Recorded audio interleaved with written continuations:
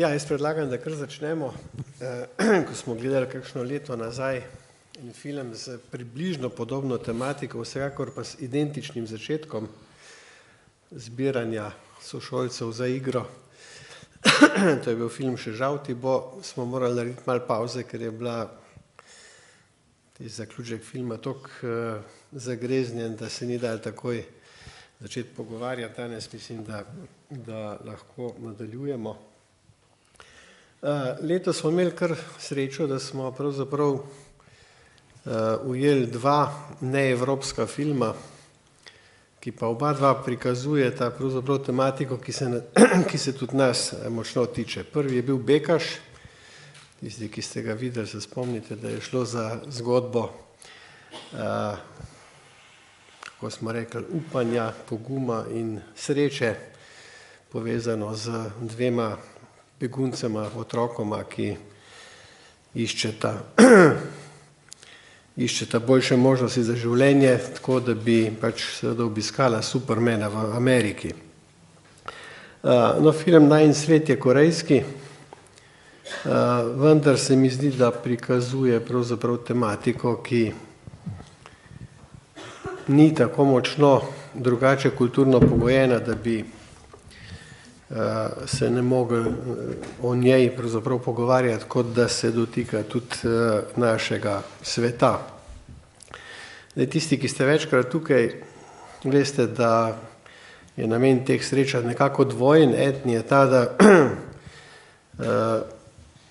poskušamo vzpostaviti nek pogovor o filmu, ki bi ga potem lahko pravzaprav na podoben način prenesli tudi, ko delamo z filmskimi vsebinami z otroki oziroma mladostniki. Drugi je seveda ta, da odpremo neko pedagoško tematiko, ki jo filmska zgodba prikazuje in jo poskušamo osvetliti tudi z določenimi dodatnimi strokovnimi argumenti, razlagami. Vedno se nam pridruži kakšen gost ali dva. Danes je to kolega Zdenko Medveš, ki je tudi pripravil zelo obsežno in zanimivo razmišljanje ob filmu, ki ga dobite v pedagoških gradivih, povezanih s tem filmom. Ampak odločili smo se, da tokrat ne bomo začeli z uvodnimi razlagami, da bomo začeli pravzaprav pogovor o tem, kaj smo videli v zgodbi, pa bova potem poskušala pravzaprav se vključiti v to skupno iskanje pomenov in dodati še kakšno pravzaprav dodatno mogoče osvetlitev filma z vidika strok, s katerimi se ukvarjava, poznavanja sistemov in tako dalje. Tako da bi kar spodbudil pravzaprav vas, da začnemo razmišljati, kaj so zdaj glavne teme filma, ki smo ga videli, kje se vam zdijo poudarki, ki so pravzaprav ključni za samo zgodbo in ki bi jih bilo vredno izpostaviti. Kdo se bo junačil?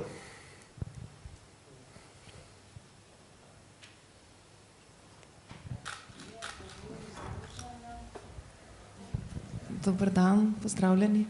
Seveda sošolke izločajo sošolko, potem je pa težava, kako bodo sprejeli novo sošolko, enkrat jo, pa potem ne. Težave so tudi doma. Jaz bi pa kar postavila vprašanje, se pravi, kako naj se učitelj pogovarja z občutljivim otrokom. Jaz bi rekla temu občutljiv otrok, ker ima veliko težav, ali je na primer nekdo od staršev hudo bolan, ali gre za alkoholizem doma, ali za izločanje. Zdaj, na kakšen način, kako začneš temo, koliko se posvečaš po tem otroku? Hvala.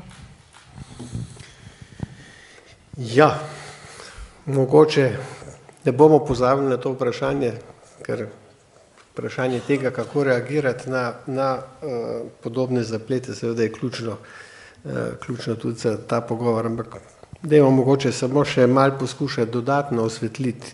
Je še kakšna tema pravzaprav, ki se skozi film ves čas vleče kot rdeča nit. Kaj pravzaprav zaznamo iz zgodbe? Kje pravzaprav so še te zapleti, ki so za nas pomembni? Meni je bilo zanimivo, na kak način so odrasli sicer prisotni v zgodbi, ampak vstopajo z enega drugega sveta v svet, ki pa je otroški, in v zgodbo, ki je otroška. In se mi zdi, da se v šolah srečujemo ravno s tem. Jaz sem imela srečo delati raziskovalno nalogo z 2 učenkoma, ki sta na en neverjeten način mi pokazali ogledalo našega vstopanja, odraslega vstopanja v svet njihovih odnosov.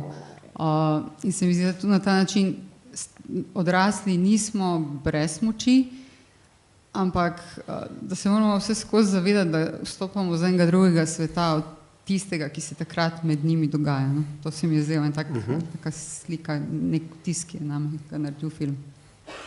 Ja, v zgodbi srečamo v nekaj prizorih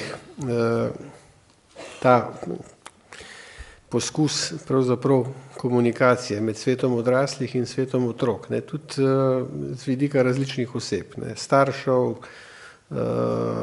te glavne junakinje, potem babice in učiteljev.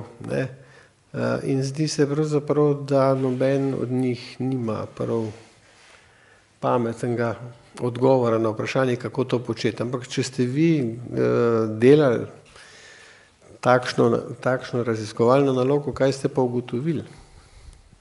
Največ veste verjetno od nas. Mi smo delali z dekletoma nalogo o občutkih vključenosti učencev na naši šoli. Sama raziskovalna naloga pa te izsledki so zame bili precej manj merodajni, kot je bil njun tisti začetni neobremenjen pogled na odnose znotraj razreda in na vpliv odraslih v različnih razvojnih fazah. To je pač razred, ki ga kot svetovalna delavka sem spremljala kot skupino in kot 3 posameznice, ki so imele pač različne težave. In potem v 8. razredu smo lahko s tema 2 dekletoma predebatirali te naše vstope, kateri so kakorkoli delovali, kateri so bili nekako mogoče videni strani odraslih, da smo nekaj naredili, oni pa niso tega tako čutili kot skupina, kot razred. In potem tudi njun pogled na to, koliko je neka zrelost njihova pripomogla k stanju, ki je pa bilo lani v 8. razredu precej boljše, kot je pa bilo skozi razvoj 3., 4. razred, ki so se dogajale podobne stvari z eno deklico, kot so se dogajale v filmu. Tako da pač ta neznanstven pristop na začetku, ki je bil iz njiju, je bil tisti, ki mi je dal meni kot mentorici daleč največ. Ampak, če pogledamo v navezavi na to zgodbo, zdaj, kakšne so izkušnje odraslih, ko vstopajo, ko poskušajo vstopiti v recimo način razreševanja očitnih težav otrok, ki so jim starši ali učitelji ali se pojavljajo v nekih drugih vlogah. Kaj bi rekli glede na zgodbo, ki jo tukaj vidimo? Imamo 3 like, ki so v različnih vlogah, poskušajo na dokaj različne načine pravzaprav stopiti v to komunikacijo. Ima kdo kakšno idejo, kako bi to zinterpretirali? Jaz bi samo mamico glavne junakinje omenila, mislim, da je dala dober zgled reševanja težav in da je bila deklici en velik vzgled. Ja, ampak v kakšni meri je to pomagalo? Na kratki rok mogoče ne. Na kratki rok ne, tako kot tudi v šoli ni na kratki rok, marsikaj ne. Ja, smo imeli občutek, da je kdorkoli od teh ključnih odraslih v filmu pravzaprav, da bi ne imel želje dejansko nekaj narediti za to, da pomaga otrokom. Vsi imajo to željo, ne? Vsak na svoj način poskuša, pa se zdi, kot da je stvar na nek način zakodirana. Če prehitro... Največjo težavo smo imeli, oziroma imamo tako odrasli, ne? Če bi mi bolj prisluhnili otrokom, bi nekako prej našli rešitve. Zame je ključno bilo to, kar je fant rekel, ne? Kdaj se bom pa igral. Ne? To je bil poanta vsega tega, kar meni je to dalo smisel tega filma. Ne? Na koncu pa, če gledamo film ali pa realno življenje, je pač tako, ne, da v filmu smo že lahko videli, kaj je vzrok, ne, v realnem življenju oziroma vsak dnevnem življenju pa tega ne zmoremo oziroma ne najdemo. Ne vidimo, ne najdemo tako hitro, ne vidimo vzroka, da bi potem odpravljali te posledice, ki se pač dogajajo dnevno okrog nas. Tamle so bili še neke roke. Jaz sem želela nekaj podobnega reči, ja, da sem tudi to zaznala, da so bili otroci nevideni in neslišani in da so jim starši skušali, oziroma odrasli, pomagati na način, kako so oni videli, da je mogoče obstaja rešitev, oziroma da bi bila rešitev. Nihče pa v bistvu ni res prisluhnil otrokom. Čeprav, ko se sama premišljujem, tudi otroci sami res niso vedeli, kaj se dogaja, ne? Ker se niso ukvarjali s svojimi lastnimi težavami, ampak s težavami tudi odraslih. Tukaj jaz sama vidim ključen problem v tem, kako si mi lahko odpremo oči, da vidimo to, kaj se otroku dogaja, da ga potem lahko vidimo in slišimo. Ja, jaz sicer ne vem, kako v tem kontekstu ločiti težave odraslih od težav otrok. Ne. Zdi se, da ima z alkoholom največ težav ravno hči očeta. Bistveno manj vsi ostali. Ne. Tako da, seveda poanta je točna, ne. Ampak ja, tu so problemi. Še kakšno mnenje, pa bomo potem... Mene je presenetila ta deklica, ki ima izrazito dobro samopodobo. V vsem tem, kar je doživljala, je ostala močna. In se mi zdi, da je tudi to moč zgleda v družini črpala od mame. Presenetila me je pa vloga učitelja oziroma, ki si ni vzel dovolj časa oziroma pri tej igri športa, da ni začutil in videl, da v bistvu ostaneta te deklici zadnji izbrani in bi sigurno našel 100 načinov, da bi to lahko drugače obrnil.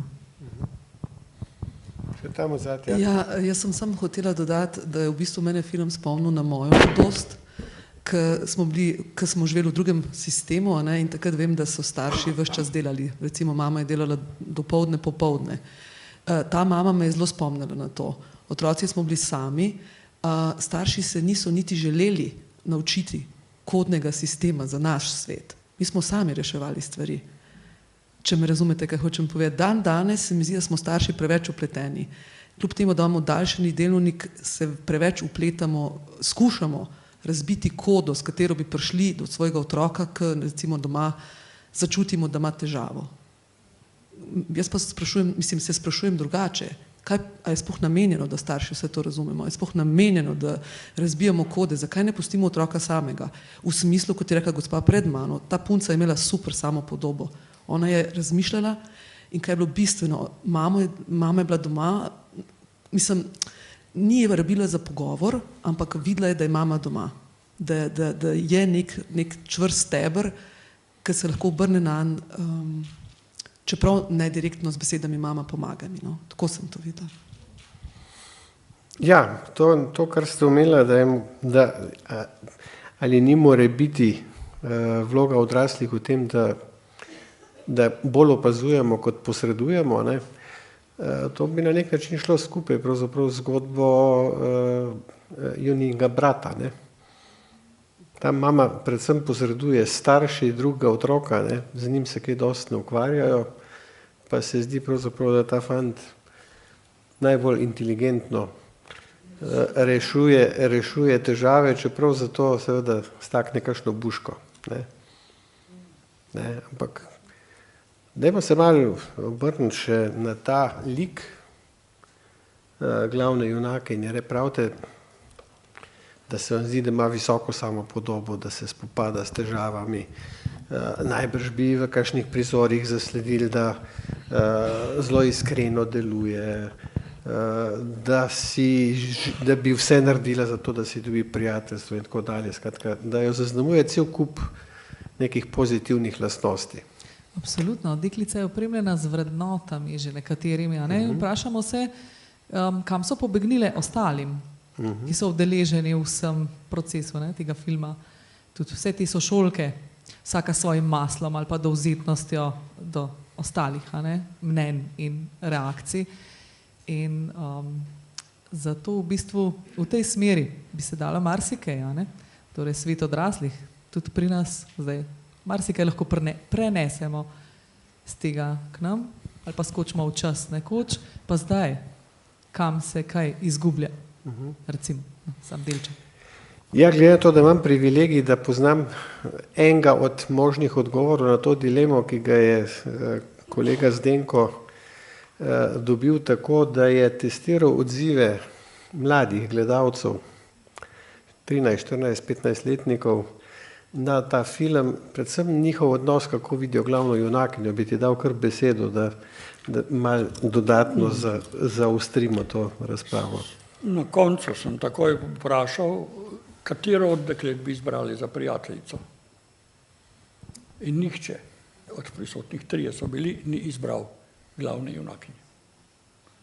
Argument pa je bil, da je to tiha punca, ki ni iskrena. Ja, to je zdaj, kako doživljamo odrasli, tudi vi ste odrasli, to in kako doživljajo to isto stvar otroci. Sej zanimivo bi bilo to preizkusiti na kaki večji populaciji. Jaz sem imel fante, dekleta in starosti so bile različne, pač tako slučajno, kot je tam slučajno prišlo, ko smo na dopustu bili skupaj in sem prvič gledal ta film. Ja, res je, svet otrok je tak, kakršnega so označili odrasli. To imate prav. Oni živijo v svetu, ki je označen strani odraslih. In vprašanje je, kako naj se odrasli proti takemu svetu sploh borijo, ki so ga sami ustvarili. Koliko ga sploh zaznajo. Niti mati kot najsvetlejši lik, na kar ste opozorili, nima prilike, da bi zaznala, kaj se dogaja z Suni. Vedo, kaj se dogaja z Jonom, s fantom, s bratom, nima pa te prilike, ker ji Sun tega enostavno noče povedati. Ali ne more. Ali pa je to najvišji doseg njene inteligence, da ve, da to niso stvari, ki so za mamo. Da so to stvari, ki se rešujejo v našem svetu, to, kar počne tisti 3-4-letni deček. Ampak zanimivo je to, ko ste sprožili to vprašanje. Zdaj pravite, film je že sestavljen tako, da iz njega ugotovimo, kaj je v ozadju. Razumel sem, da tista, ki je to izjavila, meni, da ste pogosto v taki situaciji, ko vidite podobne prilike, ampak stvari niso tako zložene po taki logiki, kot je zložen ta film, da bi lahko ugotovili, kaj je v ozadju in razumeli zgodbo, če jo že mladi nočejo povedati. Ampak ena stvar je po mojem mnenju ilustrativna v tem filmu. V ozadju je nekaj zakonitega. Nekaj, kar se pojavlja in se bo pojavilo povsod. Nekaj, na kar lahko računamo. Da je v ozadju, ko se nam dogodi to, da se srečamo s primerom izobčenja, kot uporabljajo ta izraz, najbolj krut izraz za socialno izključevanje. Nekrat, če pomislite, res je, mati je izjemen lik, to da Sunino usodo je zapečatil oče. Tudi ta mlada dama, ki je domnevno mačeha, je očitno zelo ljubeč lik. Pa jo naziva takoj na začetku z besedo gospa. Če se spominjate na hodniku šole, ko se prvič srečajo, jo pokliče, da pridi, iskala sem te, in ona odgovori, da, gospa. Ko pa gledate tisto prizor, ko jo oče pride iskat na dom, zvečer jo ona prav ljubeče spremlja. Spet je v ozadju oče, tisti, ki je, ko domnevno nosilec te nenavadne kulture, ki vodi do takih procesov izločevanja. Se pravi, to je meni bilo nekaj, kar je sporočilo tega filma, pa ima nek univerzalen karakter. Se pravi, ko srečam zgodbo izključevanja v šoli, potem po tej logiki najprej ne smem domnevati, da je to posledica značaja, ki ga ima recimo nek učenec in ga zaradi značaja pač sošolci izločajo, ker sta si Jija in Sun preveč različni, da bi bil značaj lahko tisto. Nek drug skupni imenovalec je in ta skupni imenovalec je pravzaprav so te socialna ozadja. To je recimo nekaj, iz česar bi lahko razumeli, kaj se dogaja in na kaj je treba reagirati tudi v primerih, ki jih srečujete. Ja, in tu sta dve temi, recimo, ki v nobeni šoli ne bi smele ostati skriti in ki jih je mogoče prepoznati, če smo samo malo pozorni. Je težko prepoznati to mikrofiziko oblasti v teh recimo zaprtih vrstniških skupinah, ki ne pustijo odraslemu, da postane del te skupine, je pa zagotovo možno opaziti tiste žaljivke, ki pravzaprav so izrečene na tak način, da postanejo javne. In v tem filmu je popolnoma jasno, kateri ste tisti dve opredelitvi, ki najprej eno, potem pa drugo dekico naredita za grešnega kozla. Pri eni je to pijančevanje, pri drugi ločitev. Zdaj, glede na to, da gre pravzaprav za vprašanje nekih vrednot, ki jih postavi določena družba ali pa kultura nekega okolja, za tako dominantne, da začnejo igrati ključno vlogo tudi v svetu otrok in mladostnikov. Mogoče zdaj, ko ti malo poskušaj nadaljevati v smer tega, kaj pa vendarle same teorije izključevanja, na kaj opozarjajo. In nazadnje tudi, da se vrnemo na tisto izhodiščno prvo vprašanje, ki je bilo postavljeno iz publike, kako si tukaj pomagati, kaj naj tu naredi starš, predvsem pa kaj naj naredi šola. Ja, to glede izključevanja je mogoče zanimivo samo toliko, da se je definicija, zdaj oprostite, to je teorija, ki je pomembna za toliko, da razumem nek pojav ali pa da sem toleranten do nekega pojava, ki poskuša omalovaževati socialno in verbalno nasilje. Češ, ti si jokica. Ali pa ti si jokec. Izključevanje je najprej definirano kot objektiven pojav, ki se ga da meriti z izključenostjo ali pa nedostopnostjo do treh bonitet, ki v družbi obstajajo. Države, trga in civilne družbe. Ampak, samo na kratko, da se izmeriti, ali imajo ljudje sploh kakšne pravice v odnosu do države, ali sodelujejo na tržišču, ali sodelujejo v sistemu civilne družbe. To je definicija, ki je veljala pred kakimi 50 leti. Dobrih 10 let nazaj je pa Evropa s tem konceptom Eurobarometra. Poznate, to so te ankete, ki jih počno definicijo popolnoma spremenila v to, da začela meriti izključevanje z občutkom, z anketo, z vprašanjem, kako se počutiš. Kar pomeni, da niso več za definicijo izključenosti pomembni objektivni podatki, ampak pač počutje. In to je recimo stvar, ki je za pedagoški. Tisto, kar ste o bratu iz Sun povedali, kako pravzaprav duhovito odgovori, dobro redo, če bi se mi dva samo garbala, na kar nas ti napeljuješ, se ne bi igrala. Ampak to ima v ozadju še eno sporočilo, da smo v tej družbi zelo nestrpni do fizičnega nasilja, tolerantni pa do socialnega in verbalnega. Ker tam je bilo jasno, da hoče nam povedati, fizično nasilje je pravzaprav manj boleče.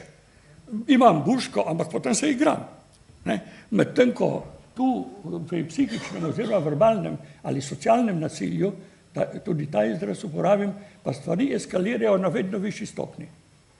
In ni očitno velja načelo, da je prva zla beseda, nikoli ni zadnja. Sedaj vprašanje, kako to obravnavati. Ne? To so teme, recimo zlasti, če se pogovarjate o filmu in če bi že prišlo do tega, da otroci sami namignejo, da je vzrok izključevanja pravzaprav alkohol ali ločitev.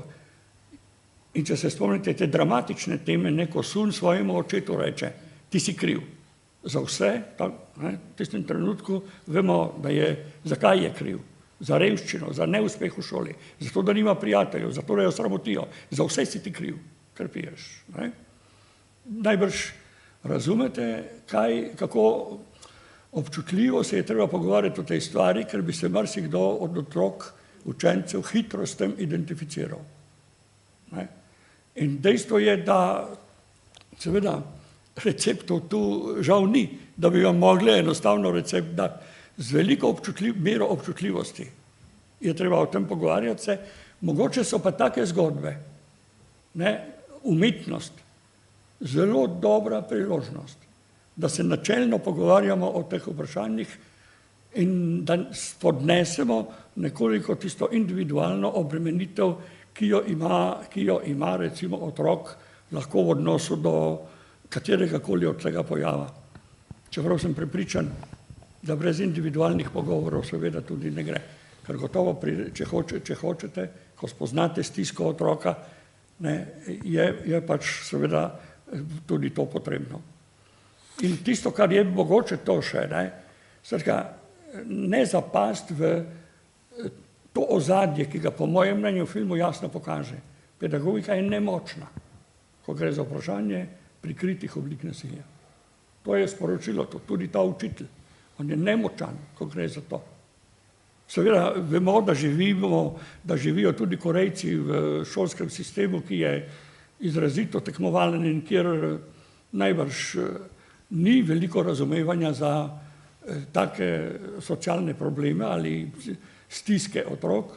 To je nekako očitno. Sej veste, najbrž poznate podatek, da je sistem grajen celo tako, da spodbuja celo pojave samomorilstva z svojim izpitnim režimom in tako naprej.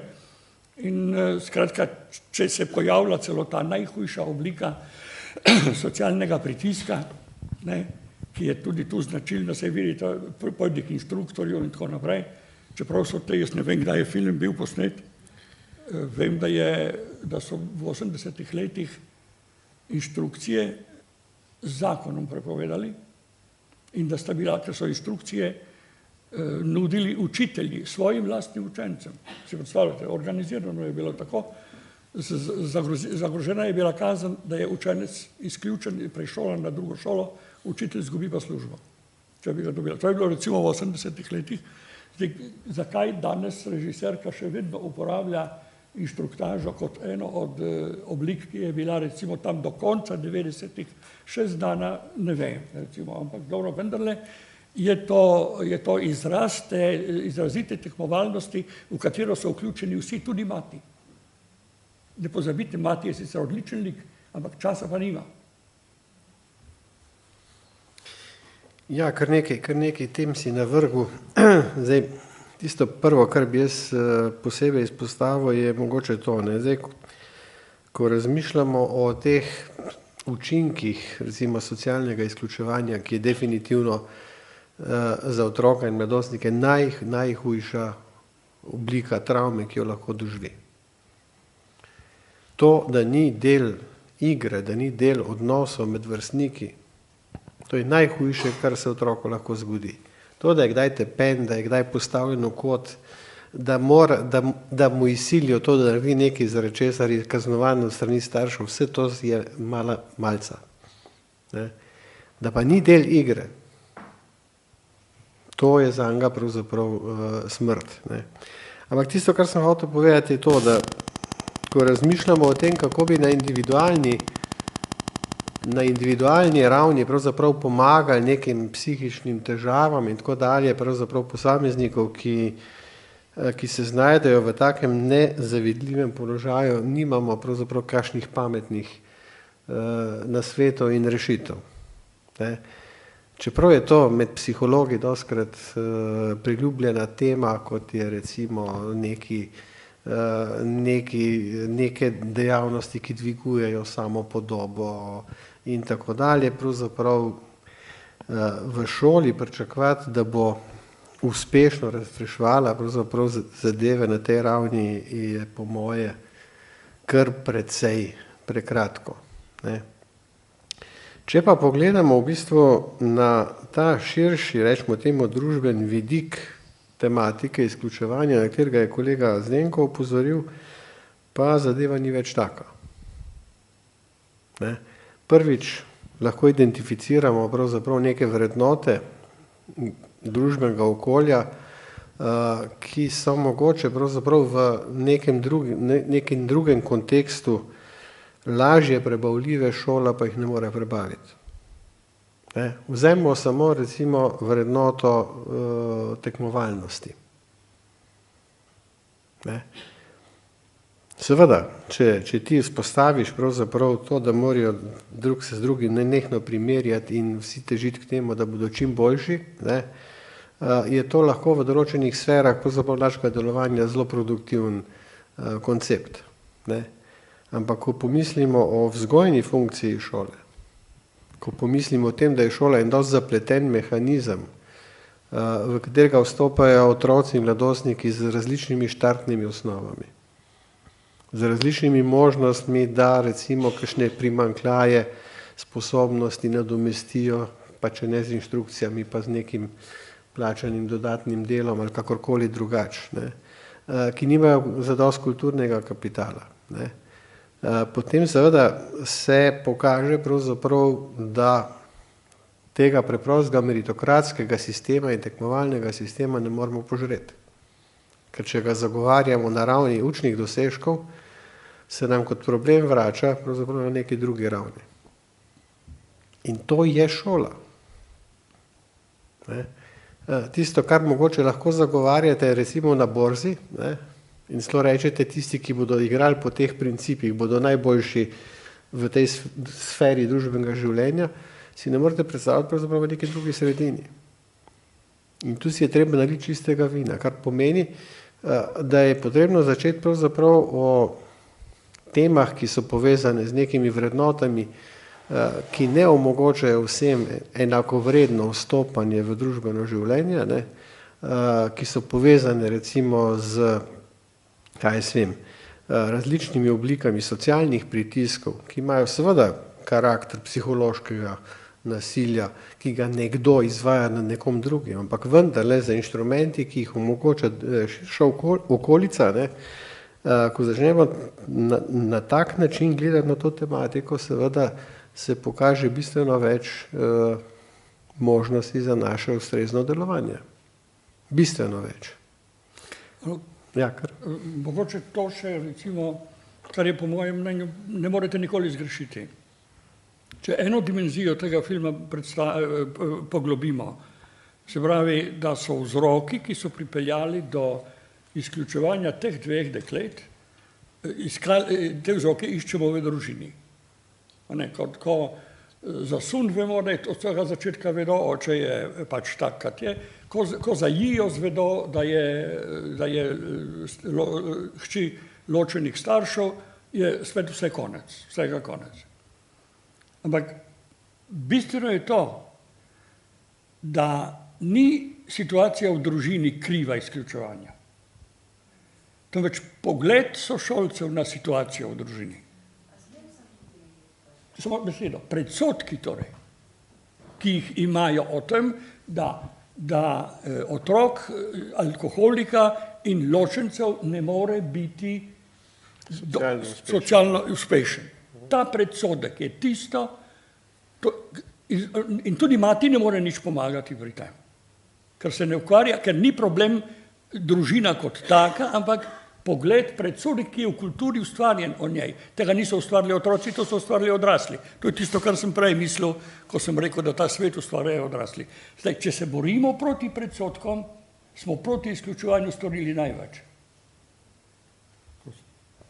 Ravno to sem v bistvu hotela povedati. Zaradi tega, ker meni se zdi, da to izključevanje prvo niti ni tako velik problem, v smislu, da kakor sem jaz dobila vtis iz filma, je, da obe igralki, punci, sta dobili nekaj malo več introspektive na nek način, v neke svoje družinske zadeve, šolske zadeve in so se zamislili, če bi one bile vključene v to kliko osnovošolsko, bi v bistvu podlegle nekaterim slabšim zadevam. Torej, vsi imamo mobilne telefone in tralala in ne razmišljamo s svojo glavo, ampak smo pač padli pod to neko, ne vem, fasado nekih stvari, ki smo jih pridobili, kao da je zdaj to pomembno. V bistvu je fajn ne spodbujati zdaj izključenost, ampak na nek način dopovedati. Mislim, prvo bi jaz dala ta film staršem za pogled, pa bi se malo starši pogovorila, kaj si oni mislijo, kdo je tu. Po drugi strani pa ja, da v bistvu ni problem izključenost. Pač. Je fajn s časoma, da se folk zaveda vsaj, da vsakega mi lahko tukaj izključimo po neki točki. Ampak, in to je dobro. Mislim, to bi znalo biti nekaj zelo dobrega, zaradi tega, ker ne moreš biti vedno del vsega in ni nujno, da si vedno del vsega. Je treba pač, mi smo bili ravno na strani te pač punce, zaradi tega, ker je bila iz sveta odraslih nekaj, kar je polno teh nekih vrednot, da je reflektirala veliko in tako dalje in tako dalje. In mislim, da je točno tako refleksijo v bistvu treba spodbujati in da je tu ena od teh rešitvah, da se zavedamo, da so v bistvu bolj problem ne izključenost, ampak točno ti neki vzorci, ki jih pač odrasli vzpostavljajo in rešitev je nek zelo individualen pristop in predvsem reflektiranje oziroma zavedanje, da za vsako besedo, s katero se izpostavi pač in kot starš in kot učitelj, kakorkoli pač pedagog, odrasel človek v bistvu se lahko vzpostavi ena taka zelo taka situacija, ki bi spodbujala naprej take odnose med otroci in tako dalje, ker to smo v bistvu mi, kot sem jaz videla, mislim, ta mali, ko so se pogovarjali, to smo pač mi, pač izpostavljamo nekatere stvari, ki niso pomembne. Varianta, kdo kaj ima in podobno. Ja, mogoče imate prav, da je recimo izključenost kdaj lahko produktivna. Ta hip bi težko razmišljal o tem, ampak če rečem, da je konflikt produktiven, mogoče je pa tudi recimo kdaj. Res je to, da to, kar daje moč Sun, to je glavni igralki, ste omenili, nekateri ste prav videli to v njeni materi. Jaz sem to videl v tistem prizoru, ko pride ona skupaj z Jijo v njeno babičino hišo, ker je vse starinsko. Se spomnite? Ona ljubi starinsko, pove, reče ona to. Skratka, ona ni to, ona je za prijateljstvo, kakršnega so poznali. Ne kakršnega poznamo danes na Facebooku, ki je prava inflacija. Veste, koliko je prijateljev lahko? Prijatelju je eden. Ona tudi pove, jaz sem njena prva prijateljica. Pravi na enem mestu. To je nekaj, kar velja. Velja v neki kulturi, drugi kulturi, ki ne pozna Facebooka, ki ne pozna telefona.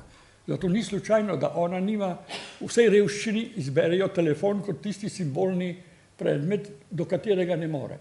Ampak to ima veliko simbolno vrednost, kajti ona želi neposreden stik, ne telefon. No, sej se igra z njim, ampak to so lahko različne dimenzije filma in tu je recimo to, res je, tudi kot ste ugotovili, vrednote postajajo relativne. Vi greste v avtobus danes in vidite, kako je, ker je od nas veliko neke modrosti.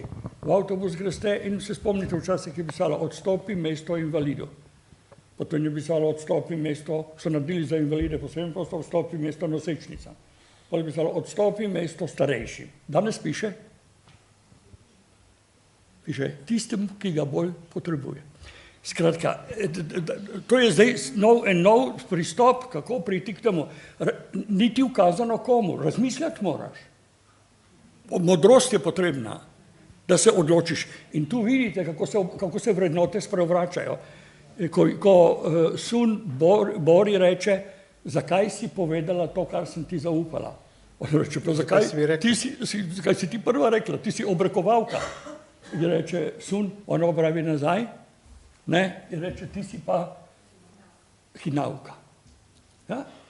Torej, to je svet vrednot, ne, v katerem enostavno ste in tu velja biti pripravljen na to. Ne, in tu je problem, centralen problem, ki ga imamo mi, ne, še naše stroke je avtoriteta zdaj. Ne. Ker včasih je bilo, ker je jasno pisalo, odstopi starejšim. Ja, kdo pa danes ve, kdo bolj potrebuje prostor, sediš v avtobusu.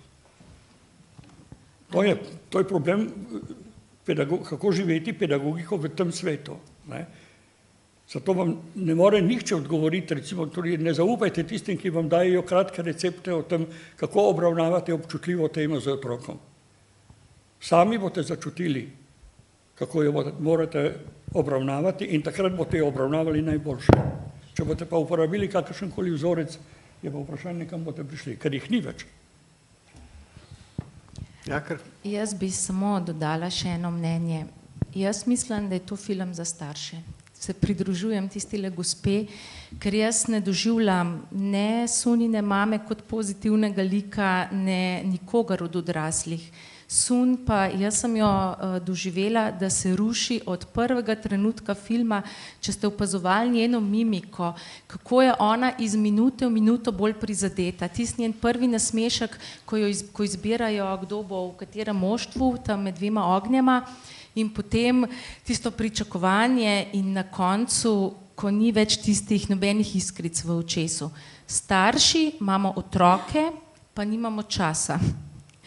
Delamo, se ločujemo, pijemo, imamo ljubimce in tako naprej. Se mi zdi, da je to zelo dobro prikazano skozi Sunino družino in skozi družino te deklice, ki potem kasneje pride. Borina družina očitno pritiska na deklico, da mora biti najboljša. Zakaj tam joka? Verjetno zato, ker ni več najboljša v angleščini. In meni je bil presunljiv tisti stavek, ko je rekla Sun, pa zakaj ti mene vedno jeziš? Ne?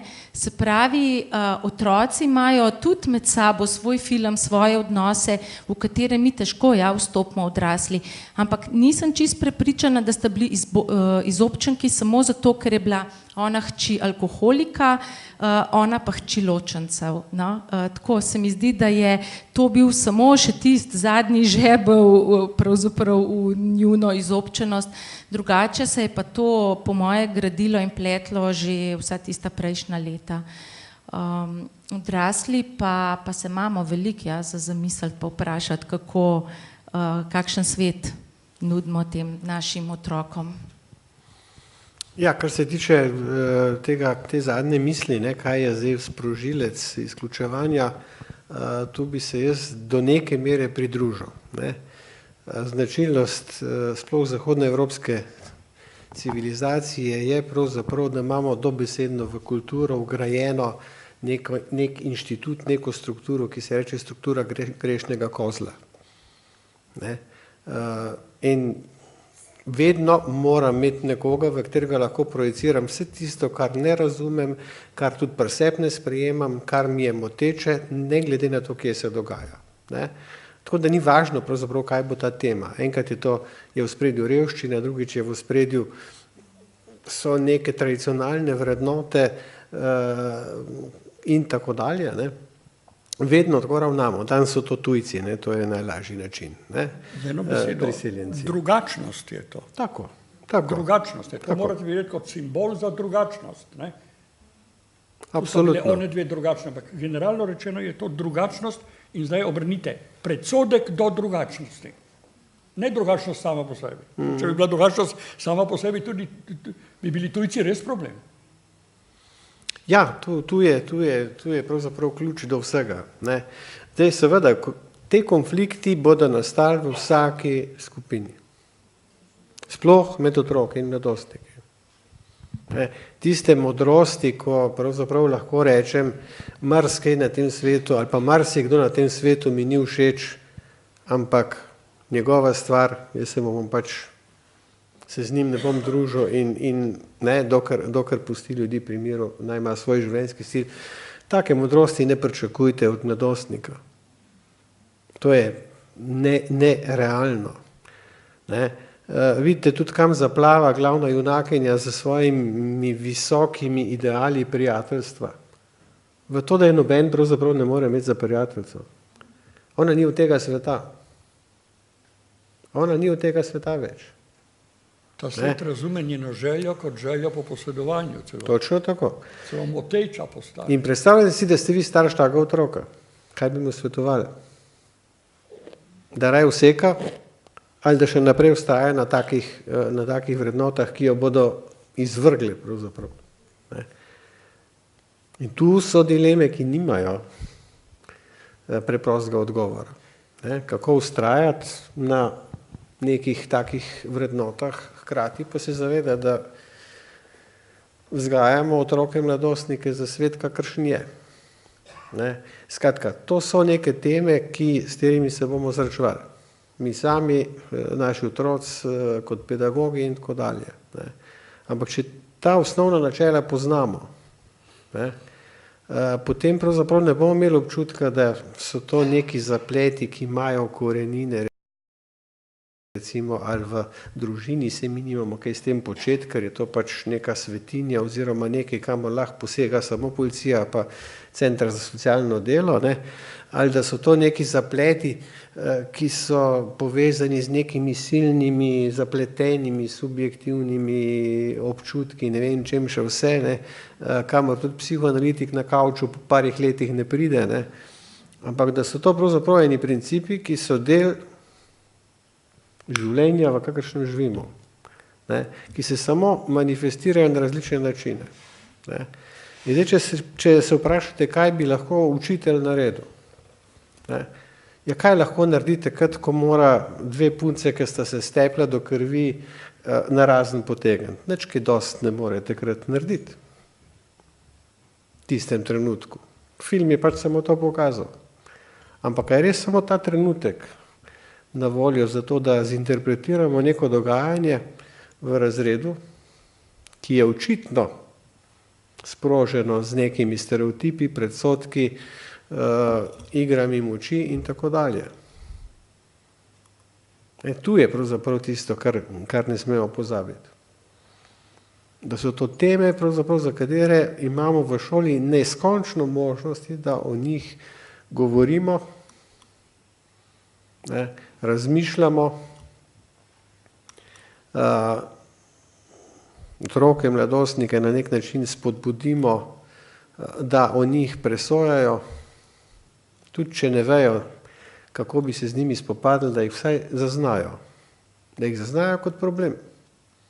Ker če vi otroka legitimirate, da vemo, da je nekaj zanj težko, ampak ne morem ti pomagati drugače, kot da to rešiš sam, je to po moje tista opora, ki jo iščemo. Ne, da smo mi supermeni, ki razlagamo, ki imamo odgovore, ne? Kot vidimo, jih midva nimava niti za to, kako konkretno naj bi učitelj v takem primeru odreagiral, ne? Ker ne poznava okoliščin zgodbe, ampak da vendarle pravzaprav pa smo na neki drugi ravni v uporo. Ne? Ja, sem let. Jaz bi to zdaj dodala, ker sem res videla že primer, ki sem ga prej dala, ko smo se s temi dvemi dekleti pogovarjali o tem, kako so z eno od njih v 4. razredu iskali preko lutk in preko vsega nek način, da bi si ona upala stopiti v nek kontakt, ki se ga je bala zgubiti s tem, da bi neko svojo moč pokazala. Smo se potem v troje o tem pogovarjali in mi je to drugo dekle reklo, ja, učiteljica, ampak vi ste njej ponujali mobitel, ona je bila pa takrat še prav človek. In to mi je bila ena taka slika, ja, jaz sem takrat nekaj želela skozi odrasle oči z njo doseči, za kar ona ni še bila pripravljena. Je pa, se mi zdi to, da smo lani lahko o tem na ta način spregovorili in da ta deklica ni zdaj izločena deklica, to, da mogoče čeprav ta mobitel je bil v neki zgodovinski fazi nekompatibilen v tistem trenutku, morda kdaj kasneje to lahko otrok uporabi, ko je zrel za to. Mora biti pa, mislim, da več faktorjev se nekako poklopiti, da se lahko zgodi premik, no, v tem smislu. Ja, jaz bi se tu strinjal še eno asociacijo sem dobil, pogledajte, zakaj Zakaj so pogovori ob nekih vsebinah, kot je recimo filmska vsebina, v takem primeru tako dobrodošli? Zato, ker film ponuja neko zgodbo, neko narativno vednost, se temu reče, ki je otroku že kako dostopna. Če vi otroku začnete razlagati o spopadu vrednot v sodobni družbi, če boste približno nekaj pametnega hoteli povedati, vam ne bo sledil niti minuto. Ker je to preprosto zanga prezahtevno. Na ravni recimo nekih povezanih dogodkov, ki imajo nek smisel, kjer on vidi pravzaprav, da neki dogodki v preteklosti vplivajo na ta trenutek, da je to povezano pravzaprav s tem, kaj si želimo, kako, kaj bi želeli doseči, kaj so naši cilji za prihodnost. To so pravzaprav neke take strukture, ki v resnici pravzaprav otroku omogočajo, da enostavno zastopi kontekstne situacije. Res je to samo ena od mnogih zgodb, ampak več zgodb, kot bo slišal, bolj moder bo postajal, zdaj, ko je prej uporabil to besedo, ker pameten si takrat, ko poznaš recepture, ko poznaš zakonitosti in ko poznaš vsak detajl v vsakem koraku, ki naj bi ga naredil. Modrost rabiš takrat, ko recepture ne delujejo, ko moraš iz preteklih izkušenj črpati pravzaprav tudi konec koncev samozavest, predvsem pa neko zmožnost, da se bolj kvalitetno odločaš. Ker več zgodb, ko si preigral, podobnih, večja je verjetnost, da boš v njih našel nek obrazec, ki bo v tej novi situaciji tudi bolj uspešno deloval, ali pa se vsaj izognemo tistim, za katere smo videli iz teh zgodb, da so neuspešni.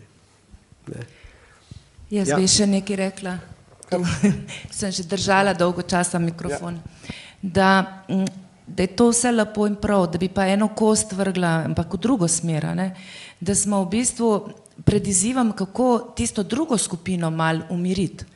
Zato, ker mi skozi, dobro, jaz se čutim empatično, pa da zaznamo, pa kot starši bi morali zaznati, to je vse v redu, ampak pozabljamo pa na to skupino, ki izstopa, ki je malo bolj agresivna, ki si dovoli več stvari, ki izloča druge, mislim, da bi morali daj ravnati pa se vprašati, kako bomo pa s temi delali, ker to je pa stvar ne samo nas tukaj, ampak tudi malo širše družbe, kot je rekel gospod Medveš, da kako piše v avtobusih, ker ne naslavljamo pravih stvari.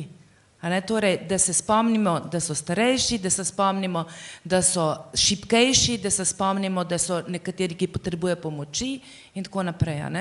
Torej, svetovalni delavci, mislim, da bomo nekako, ali pa recimo tudi učitelji, z vsake vloge, ki jo imamo, bomo nekako lažje našli ali pa saj začutili tega otroka, kot je sun, malo se bomo ukvarjali morda pa s tistim, ki bi se bilo treba veliko bolj ukvarjati.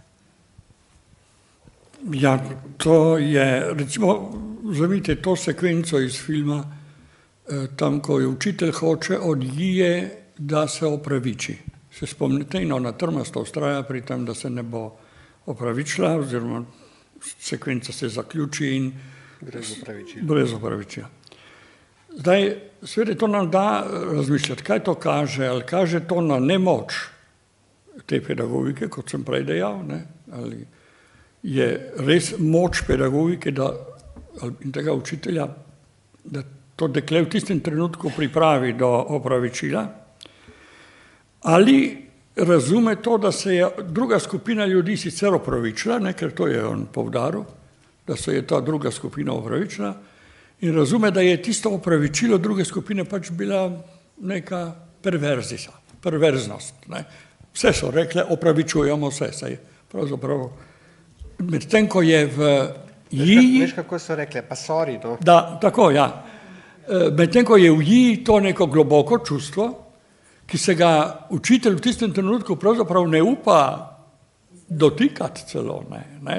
On sam čuti, da to čustvo ni zlo. In seveda v tem smislu s tem občutkom nekako gre naprej. Skratka, ne vztraja, da bi njegova beseda do kraja veljala. To se mi zdi pomembno. Medtem, ko je žal ono drugo skupino v celoti pa sodoben svet sprejema kot nek standard. Ne, to so klepetave, razigrane, socialno površna dekleta, v bistvu med njimi ne vidite nobenega globokega stika, vse jim je ta igra, ki jo imajo skupaj, in zanimivo je, da o nobeni drugi deklici ni niti ene reference na familijo, iz katere izhaja. Niti o tej glavni kolovodji pravzaprav celega razreda Bori ne veste o njenem zadnju čisto nič. Ne? Ampak dobro, v redu, mogoče se režiserka ni mogla ukvarjati ravno z vsem. Tisto, kar nam hoče povedati pri tem je, da naj pedagog ne razume svoje nemoči takrat, ko vidi, da je neko čustveno stanje v bistvu pozitivno. Ne? Ampak seveda to so tvegane zadeve. Ne? Pa jaz sam mislim, da je ta učitelj se natanko zavedal tega, da se bodo stvari pač nadaljevale, ne? Čeprav je izkazalo se je pravzaprav res, kot da je bila ona skupina kriva, ki je nagovorila jijo, da je šla pisati to na tablo tudi, ne? Ker ko je povedala, namreč je pač povedala, potem so pa še one najbolj vztrajale pri tem, da to napiše na tablo. To o očetu. Tako da, to je res, ne, resen problem. Ta vaša ideja je resen problem, kako se spopasti s kolektivom mladih ali socialno skupino mladih, ki so up to date, ne, ki so na nek način otroci sedanjega časa, kakršnega pač hočemo, so dinamični, ne, in tako naprej. To je resen problem, resen kulturen problem, ki ga pedagogika in pedagoški.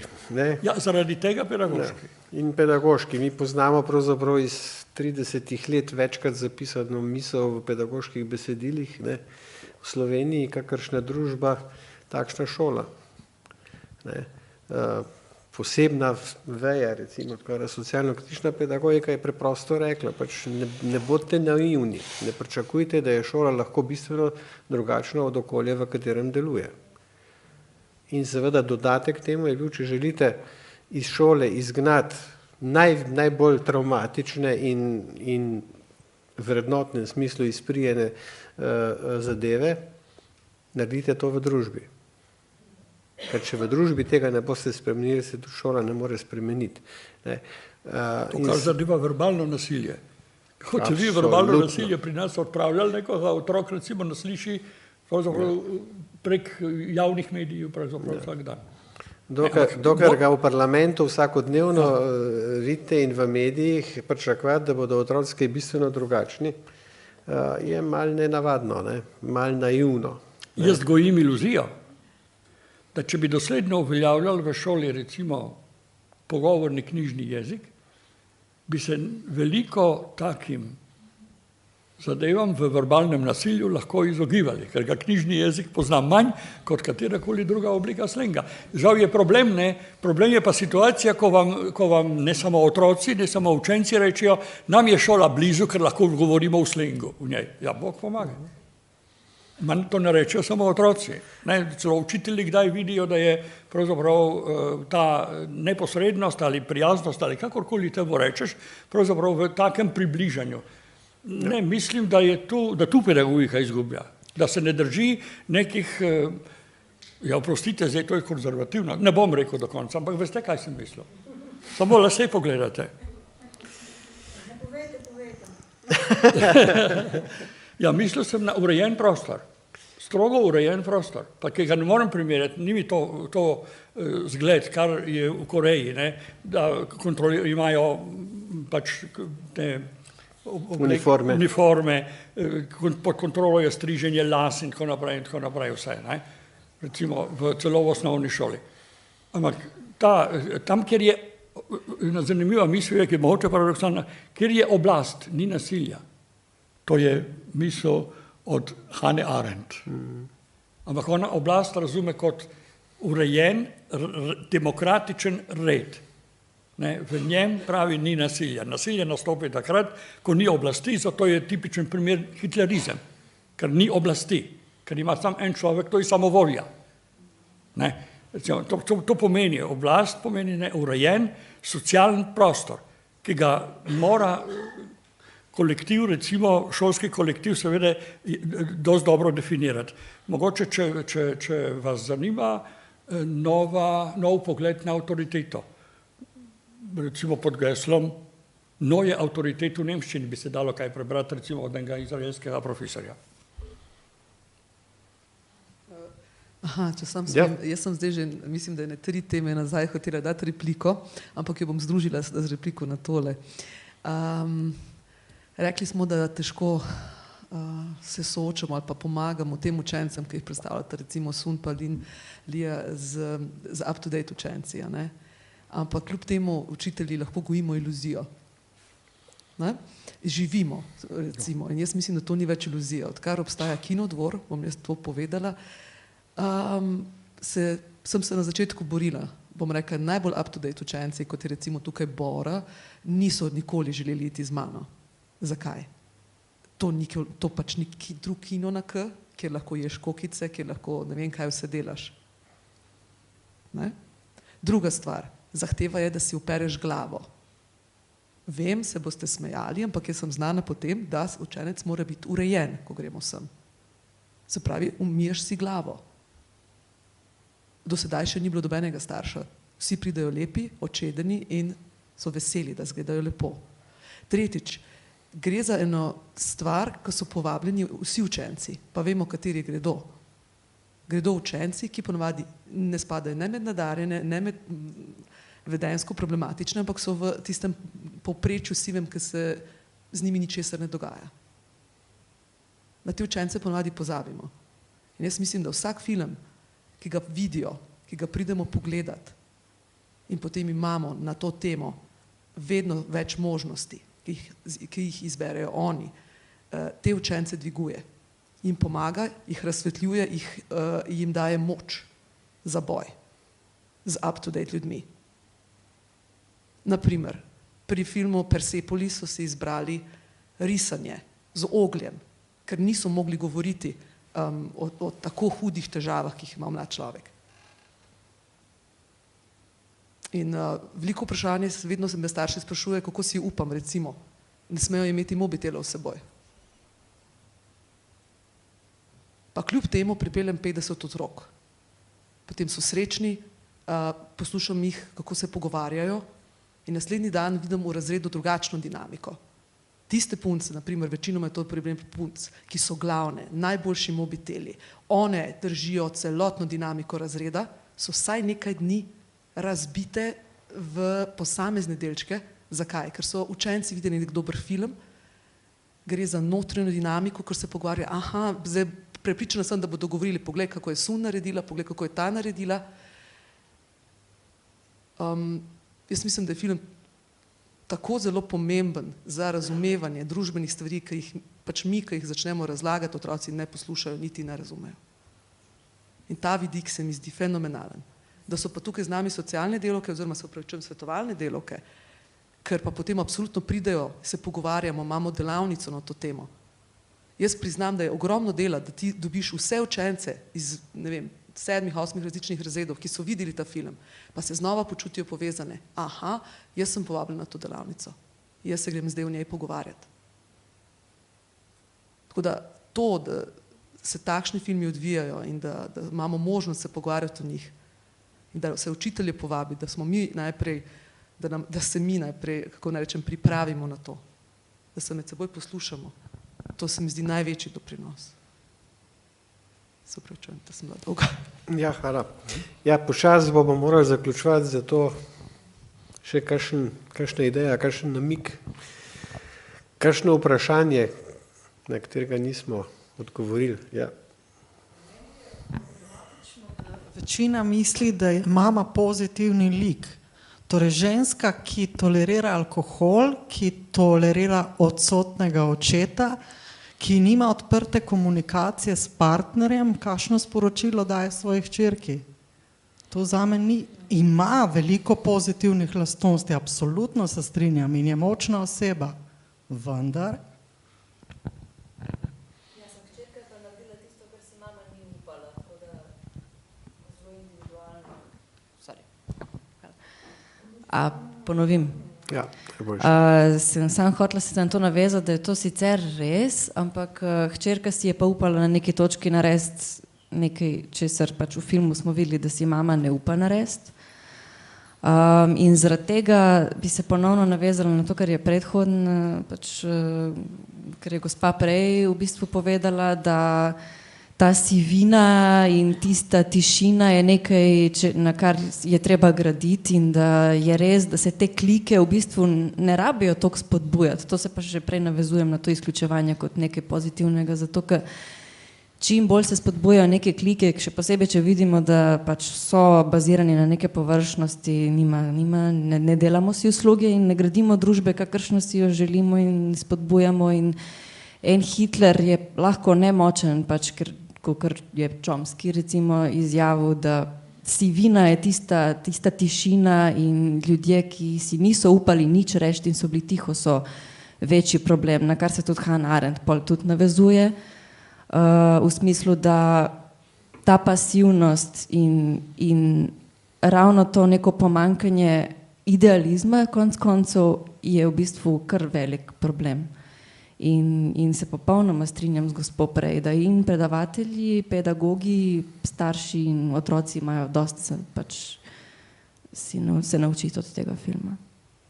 Ja, veste recimo to zgodbo o pozitivnosti, to le moram vendarle, čeprav ne vem do kraja razmisliti, recimo kaj ste razumeli pod pozitivnim momentom izključevanja. Definicija izključenosti in izobčenosti je postavljena tako, da v njej pravzaprav ni nič pozitivnega. Definicija.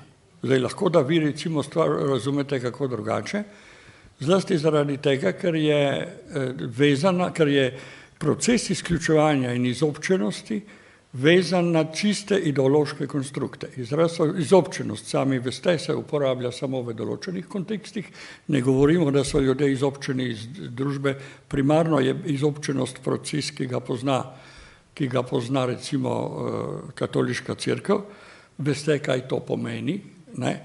In enako je definirano tudi recimo samo izključevanje, tako da rekel sem, da sem pripravljen razmišljati, ampak to pozno zvečer, ko bom čisto sam o tej vaši ideji, ampak dosedanje definicije, kolikor sem imel, pomeni to postavljanje človeka v situacijo, ko je nemočan in si pomagati ne more. To je definicija recimo, ne? Kar pomeni, da izključuje kakršnokoli možnost popravka, ki bi jo recimo imel ta človek, ki je izključen, tudi vidi se sun kljub vsemu, kar sun je, to ste pravilno ugotovili, ona pravzaprav propada do konca, ko jo na koncu ne zanima nič več. Ne zanima jo, ali bo izbrana ali ne bo izbrana, nič več. Ona je popolnoma indiferentna. Tisti njen žareč pogled iz prologa je v epilogu popolnoma zgubljen. Ne? Tako da to pomeni, da je destruktivno to delovalo na njo in ona kljub vsemu, kar vemo o njej, nima moči. Tisto, kar na koncu stori je, da je pripravljena lagati. Ste opazili to? Ona gleda svoje nohte v trenutku, ko drugi zakričijo, da je Jija prestopila črto. Ne? In ni mogla videti tega. Zanesljivo ni mogla tega videti. Ker potem dvigne glavo, se ozre in pogleda in šele potem vidi, kaj se je tam dogajalo in takrat zagotavlja, da ni prestopila črte. Je njena nasprotnica, kar pomeni, da se predpostavlja, da je povedala po pravici, ker je bila v drugi ekipi. To je vprašanje laži, ki je znano v filozofiji, kdaj je, to je dolga zgodba, ne bomo jo pripovedovali, ampak bila je sprožena enkrat, ali je recimo smiselno lagati, naj postavljam francoski filozof vprašanje, ko skrijem svojega prijatelja, ki ga lovi morilec. Ne? In kaj storiti? Morilec pride k meni in zahteva, da jaz povem, kje je moj prijatelj. Ali naj lažem, ali naj povem resnico. No? To je dolga zgodba, recimo nekaj je vezana na slavnega filozofa Immanuela Kanta. Tako da to, kar ste videli v Jiji, se je zgodilo nekaj. Ona je uporabila v bistvu nemoralno dejanje. Ona je svetu lik, rečejo je, ti v svoj nos vtikaš v vse. Ne, vse ožigosaš. Z njej očitajo, da pravzaprav z moralnimi merili razsortira dejanja ljudi sem pa tja. Ne. In na koncu ona uporabi laž. Zakaj? Ker upa na prijateljstvo. Laž zaradi višje vrednote, kot da je to dopustno. Skratka, dimenzije, ki jih film sproža v takih detaljih, če o njih razmišljate, so res neskončne in so za pogovor strahovito hvaležne. Ne? Recimo takole z mladimi ljudmi, ker res razkrivajo ta vstop v ta svet modrosti, ki ga recimo sodoben svet vrednot nekako predpostavlja. Ne, da je svet brez vrednot, modrost terja. No, jaz bi še eno stvar, ker bomo morali zaključiti, pa se potem tisti, ki se dvigne roke na kavi, dobimo pa nadaljujemo. Ena ameriška avtorica Vivian Pelly je celo življenje delala, pri nas bi rekli v vrtcih, tam z 5-6 letniki, in njena osnovna metoda pravzaprav pedagoškega dela je bila, da je otroke spodbujala, da si izmišljujejo zgodbe in da te zgodbe tudi pravzaprav potem odigrajo. Ne, se pravi, da jih dramatizirajo. Ne. Bila je prepričana, da je sposobnost pripovedovati zgodbo in potem seveda uživljati se v različne like zgodbe tisto najbolj pomembno, kar otrok recimo rabi za svoj razvoj. No in seveda ogromno knjig je napisala, to so take zelo detaljne študije primerov, jaz bi tu na eno samo opozoril. Namreč enkrat se je znašla pred dilemo, kako se spopasti z stalnimi situacijami, ko so nekateri izmed otrok v skupini nenehno izločeni iz igre. Ne? Skratka, želela je v vrtčevski skupini uveljaviti normo, ki v angleščini zelo lepo zveni, pri nas pa ne tako lepo, you can't say, you can't play. Se pravi, ne smeš nikomor reči, da se ne sme igrati. Ne? Zelo hitro je ugotovila pravzaprav, da rešitev ni enostavna in na to so jo opozorili otroci sami, 5-letniki. Namreč, ko je predlagala, da bi tako pravilo uveljavili, se je nemudoma oglasila ena punca, ne? Bila je zelo socialno zrela, bi jaz ocenil, ne? In bi jo primerjal recimo s to glavno junakinjo, ne? Ampak seveda odigrala je vlogo hudičevega advokata in je rekla, ja, vem, da če nekoga izločim iz igre, je on zelo žalosten. Če se moram pa jaz pod prisilo z nekom igrati, sem pa jaz žalosten. Ne? In Vivian Pelly je videla, da pravzaprav po tej poti ne bo šlo. Ne? Potem se pa začne kalvarija iskanja načina, kako bi vendarle otroke prepričala, da konstantno izločenje istih otrok, izobčenje, ni dopustno. Ne bom cele zgodbe razlagal. Pomembno je to, da pridejo pravzaprav na koncu do soglasja, da se enostavna norma you can't say, you can't play v šoli, v razredu ne more spostaviti, ker je neumna. Da pa morajo vsi, ki so v ta razred vključeni, biti pozorni na to, da kateri od otrok ni pogosto žrtev izključevanja. Učiteljica ima pravico otroke opozoriti, če so na to pozabili. In otroci so dolžni najti način, drugo igro, v kateri bo tudi tisti, ki je pogosto izključen, našel svoje mesto. Se pravi, izločanje te vrste ne more biti sankcionirano po tisti klasični metodi, to se ne sme, ne, mora biti pa ozaveščeno kot resen problem. In to je stvar te modrosti, o kateri smo govorili. Vse, kar lahko naredimo, da se o tem pogovarjamo, da gledamo takele zgodbe, da jih analiziramo, ne, nam pri tem pomaga. In otroci niso tako neobčutljivi in tako neumni, da tega na ravni struktur zgodb niso sposobni doživeti in tudi upoštevati.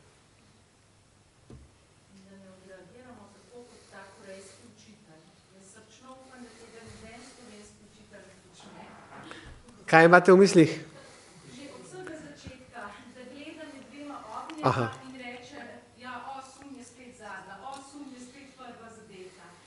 Da spodbuja tekmovalnost, da Bori reče, no, in tiste njegove fraze.